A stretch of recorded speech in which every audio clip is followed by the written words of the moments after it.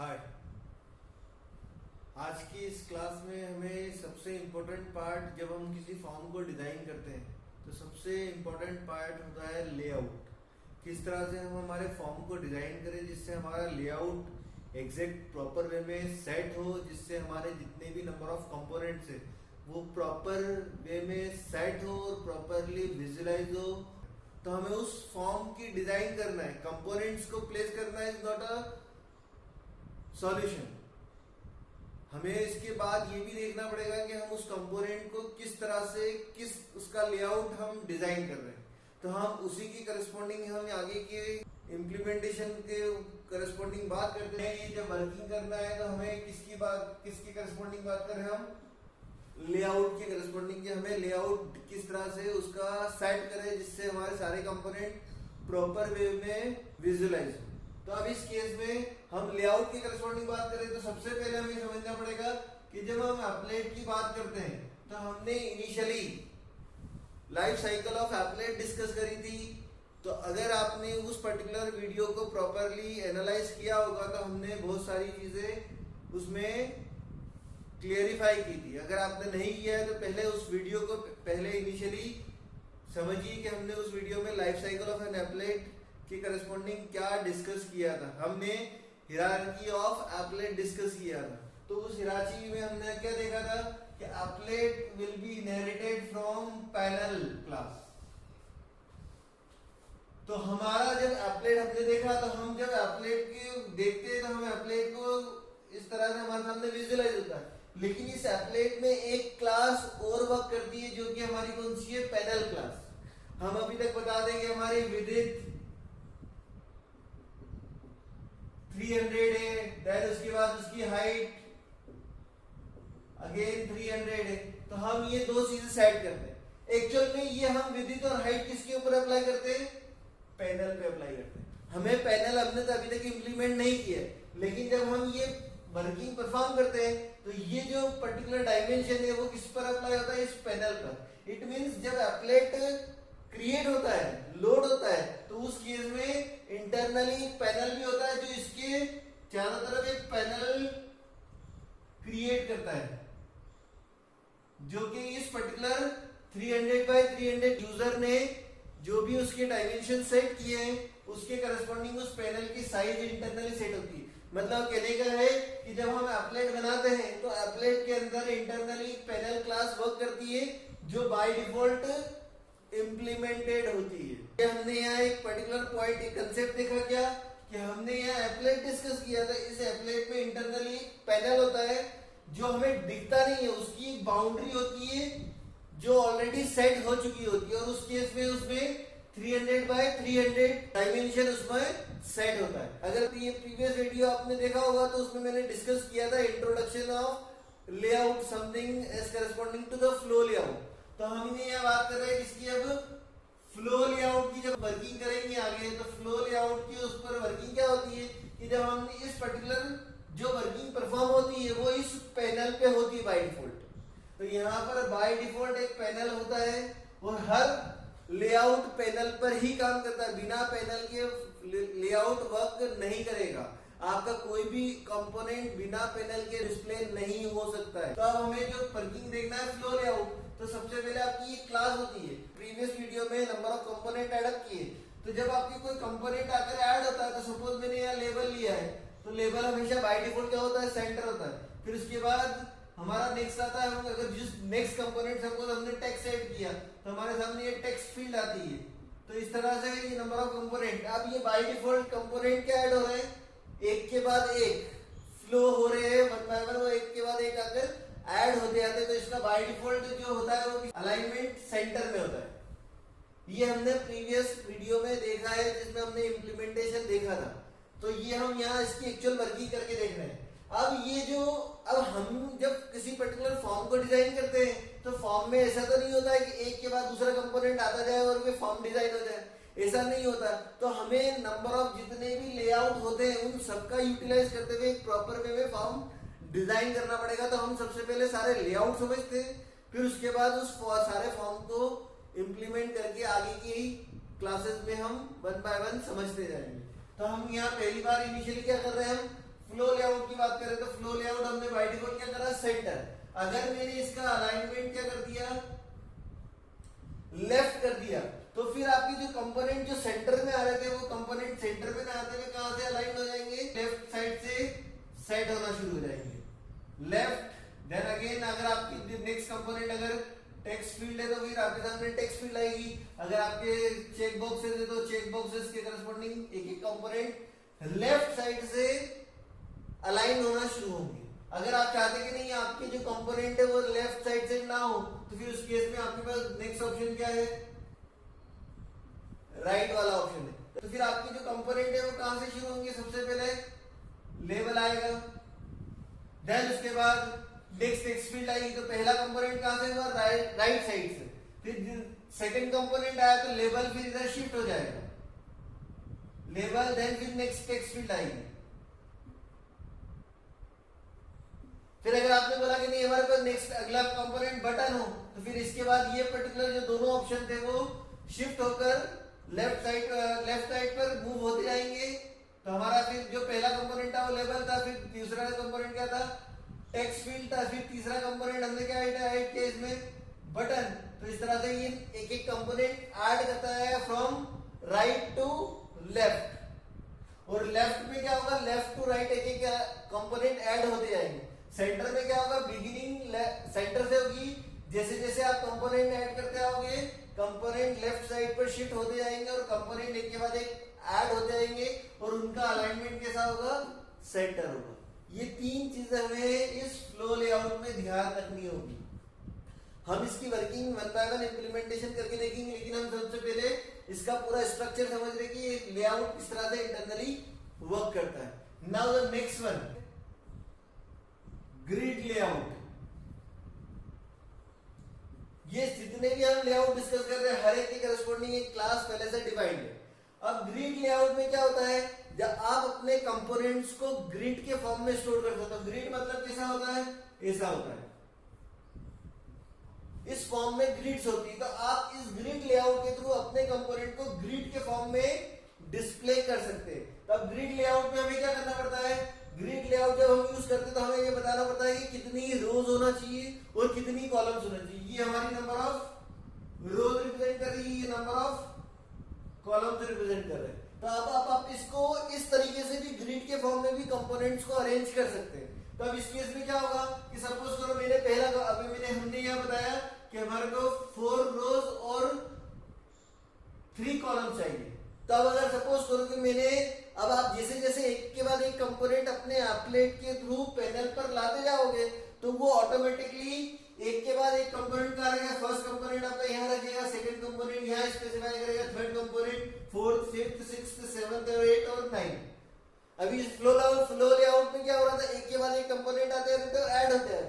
अब grid layout बताया आपने, तो ग्रिड लेआउट में भी कंपोनेंट कैसे होंगे, फर्स्ट ही आया, सेकंड ही आया, थर्ड ही आया, फोर्थ, वो ऑटोमेटिकली हमें कुछ भी किसी पर्टिकुलर सेल पे जाकर किसी ग्रिड को सेट नहीं करना है, वो ऑटोमेटिकली वन बाय वन एक एक ग्रिड में उस कंपोनेंट को सेट करता है। अब यहाँ क्या होगा कि अब अगेन मैंने बोला क्या कि जितने भी लेआउट है वो किस पर वर्क करते हैं, पैनल पर। तो अब आपका जो ये पैनल है उसके करस्पॉन्डिंग अगर आपने बताया कि मुझे 4 रोज और 3 कॉलम चाहिए, तो वो क्या करेगा, इस पर्टिकुलर पूरे पैनल को, पूरा पैनल, ये ध्यान रखिएगा जनरली इसी टाइप की mistake most of the student इसी टाइप की प्रॉब्लम को फेस करते हैं और उनका पर्टिकुलर फॉर्म प्रॉपर वे में डिजाइन नहीं होता है। तो अब इस केस में हम यह समझ रहे हैं कि इनिशियली लेआउट किस तरह से वर्किंग करता है। तो अब इस केस में हमने ये समझा, तो हमने मैंने जैसे कहा कि अब ये जितने भी लेआउट है वो किस पर वर्क करते हैं, पैनल पर। तो ये क्या, जब हमने ग्रिड लेआउट 4,3 बताया, तो 4,3 केस में क्या होगा, ये आपके सामने 4 रोज में डिवाइड कर देगा और 3 कॉलम बनाएगा। तो 3 सबसे पहले कॉलम बनाए, मतलब आपके पास 4 रोज होगी, तो 4 रोज ये पहले क्रिएट करी उसने, 4 रोज क्रिएट करने के बाद इसमें इसने 3 कॉलम में इस पूरे पैनल को डिवाइड कर दिया। अब आपने सपोज करो कि सबसे पहले लेवल क्रिएट करा, तो अब लेवल क्रिएट किया तो ये क्या होगा, ये पूरा पर्टिकुलर एरिया इस लेवल को असाइन हो जाएगा। अभी फ्लो लेआउट में आपको सिर्फ लेवल नॉर्मल साइज में दिख रहा था, लेकिन अब ग्रिड लेआउट में जब किसी पर्टिकुलर पैनल में किसी कंपोनेंट को रखते हैं तो वो उस ग्रिड का, एक पर्टिकुलर ग्रिड का जितना एरिया होता है वो लेबल उस पूरे ग्रिड को कवर कर लेता है। लेबल मतलब जितने कंपोनेंट आप ऐड करते जाओगे उन सारे के ऊपर पूरा वो पर्टिकुलर कंपोनेंट इस पूरी ग्रिड को कवर करेगा। मतलब आपने लेबल दिया तो ये लेबल का पूरा इतना एरिया कवर होगा, लेकिन अब आपके सामने लेबल सिर्फ इतना सा शो नहीं होगा जैसे आपको फ्लो लेआउट में शो रहा। अब आपके सामने जितना इस ग्रिड का डायमेंशन, एक सिंगल ग्रिड का जितना डायमेंशन है ये पूरा कवर कर लेगा। अगेन आपने टेक्स्ट फील्ड ऐड करी तो ये पूरा का पूरा एरिया इस टेक्स्ट फील्ड के लिए कवर हो जाएगा। मतलब आपका जितना ग्रिड होगा उतने ग्रिड के करस्पॉन्डिंग आपका जैसे ही कंपोनेंट आपने ऐड किया तो आपको कंपोनेंट जिस तरह से नॉर्मल फॉर्म में आपने टेक्स्ट फील्ड देखी होगी उस टेक्स्ट फील्ड को वो नॉर्मल फॉर्म में ना डिस्प्ले करते हुए उस पूरी ग्रिड के ऊपर उस पर्टिकुलर टेक्स्ट फील्ड को एक्सपांड कर देता है, फैला देता है। यहां पर भी लेबल को पूरा फैला देगा। अगर आपने डायरेक्टली कंपोनेंट को सिंगल पैनल का यूज करते हुए ग्रिड लेआउट के थ्रू इंप्लीमेंट किया तो उस केस में वो पूरे कंपोनेंट को उस पर्टिकुलर ग्रिड में फैला देगा। मतलब आपको एक प्रॉपर डायमेंशन नहीं दिखेगा टेक्स्ट फील्ड का, वो पूरा का पूरा हमें फैलता हुआ नजर आएगा। तो अगेन अगर आपने क्या किया, बटन किया, तो आपका पूरा बटन इस पूरे ग्रिड के ऊपर फैलता हुआ नजर आएगा। तो आपने सपोज सबसे पहले लेबल ऐड किया तो लेबल ऐड हो जाएगा। देन आपने नेक्स्ट टेक्स्ट फील्ड ली तो ऑटोमेटिकली वो उस फर्स्ट रो की सेकंड कॉलम में जाकर ऐड हो जाएगा। आपने थर्ड कंपोनेंट ऐड किया गया बटन, तो ऑटोमेटिकली उस बटन को उस पर्टिकुलर कंपोनेंट की फर्स्ट रो के थर्ड कॉलम की ग्रिड पे जाकर सेट कर देगा। अगेन नेक्स्ट वन अगर आपने यूज किया क्या, आपने दिया यहाँ पर कि चेक बॉक्स दिया, तो चेक बॉक्स अगेन यहाँ पे क्या हो जाएगा, पहला कंपोनेंट अपन ने यहाँ पर एबीसी दिया, हमने यहाँ पर एबीसी नाम से दिया, तो वो क्या करेगा इस पर्टिकुलर चेक बॉक्स को इसमें ले जाकर पूरा फिट कर देगा और पूरा एक्सपांडेड फॉर्म में दिखेगा। ये हमें सब चीजें, सबसे मेन प्रॉब्लम क्या होती है ग्रिड लेआउट में कि हमारा जो एक्चुअल कंपोनेंट है वो हमारा नॉर्मल साइज ना देते हुए वो हमारे सामने एक्सपांडेबल फॉर्म में शो होगा। अगर आपने कोई लेवल दिया तो आपने फिर लेवल आपके सामने पूरा इस एक्सपांड फॉर्म में दिखेगा। अगर आपने इसके बाद सपोज ड्रॉप डाउन मेन्यू दिया था, वो ड्रॉप डाउन भी पूरा इसके करस्पॉन्डिंग यहाँ हमें सामने पॉपअप मेन्यू शो होगा। अगर आपने लिस्ट दी तो वो पूरी लिस्ट इस पर्टिकुलर कंटेंट में फैली हुई नजर आएगी। अगेन अगर आपने नेक्स्ट वापस दिया तो बटन, ये हम क्या कर रहे हैं, हम वन बाय वन एक एक कंपोनेंट को इस पैनल में ऐड करते हैं। पैनल हमने अभी तक यूज नहीं किया, by default panel he work करता है। जब हम यहाँ जितने कंपोनेंट एक के बाद ऐड करते आ रहे हैं उस कंपोनेंट के ऊपर ये वाला पर्टिकुलर लेआउट सेट हुआ और उसमें जाकर हम एक एक कंपोनेंट को जाकर ऐड करते जा रहे हैं। तो वो ऐड किस फॉर्म में होंगे, वो ऑटोमेटिकली स्टार्ट करेगा इस पर्टिकुलर लोकेशन से। तो पहला कंपोनेंट जो आपने ऐड किया वो यहाँ आएगा, फिर सेकंड कंपोनेंट जो आपने ऐड किया वो ऑटोमेटिकली फर्स्ट रो के सेकंड कॉलम में आएगा, फिर थर्ड कंपोनेंट आपने ऐड किया तो फर्स्ट रो के थर्ड कॉलम में जाकर सेट होगा, फिर आपने फोर्थ कंपोनेंट ऐड किया तो वो सेकंड रो के फर्स्ट कॉलम में जाकर ऐड होगा, फिर आपने फिफ्थ कंपोनेंट ऐड किया तो वो सेकंड रो के सेकंड कॉलम में जाकर ऐड होगा, फिर आपने थर्ड सिक्स कंपोनेंट दिया तो सिक्स कंपोनेंट उस सेकंड रो के थर्ड कॉलम में जाकर सेट होगा। इस तरीके से वो एक एक करते हुए इस पर्टिकुलर पूरे ग्रिड को कवर करेगा। लेकिन अब ये हमारा जो पर्टिकुलर फॉर्म डिजाइन होगा वो ऐसा तो कभी होता नहीं है। तो अब इस केस में ये इसका ड्रॉबैक है कि जब हम कंपोनेंट को डायरेक्टली इस पैनल के लेआउट पे सेट करते हैं तो ये पूरा एक्सपांडेबल फॉर्म में शो होता है। तो जनरली स्टूडेंट यही ट्राई करते हैं और हम उनका फॉर्म कभी भी डिजाइन प्रॉपर वे में नहीं होता है। तो इस चीजों का ध्यान रखिएगा। हम इसका किस तरह से यूटिलाइज कर सकते हैं और किस तरह से प्रॉपर वे में फॉर्म को डिजाइन कर सकते हैं वो हम वन बाय वन आगे देखेंगे। तो सबसे पहले हम इनिशियली अभी हम सारे लेआउट पर वर्किंग देख रहे हैं। Now next one, border layout में क्या होता है, अब इस पर्टिकुलर की करस्पॉन्डिंग वो उस पैनल को 5 रीजन्स में स्प्लिट कर देता है। जब हम बॉर्डर लेआउट बताते हैं, बॉर्डर लेआउट क्लास का हमने यूज किया तो उस केस में वो क्या करेगा, आपके पूरे पैनल को 5 रीजन्स में स्प्लिट करता है।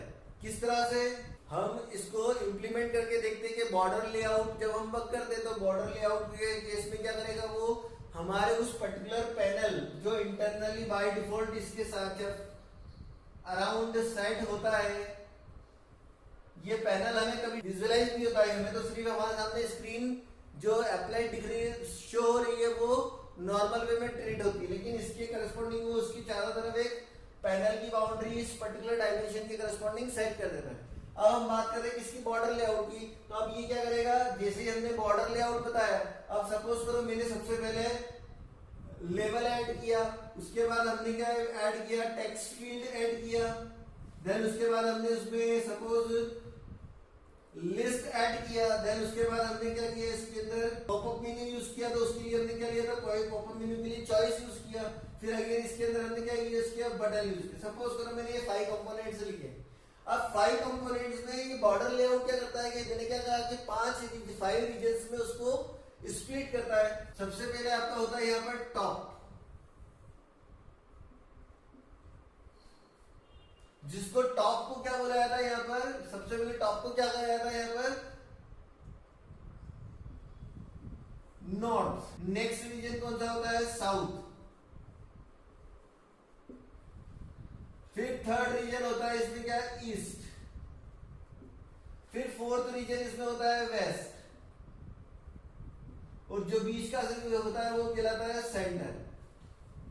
जो मिडिल पार्ट होता है वो क्या कहलाता है, सेंटर कहलाता है।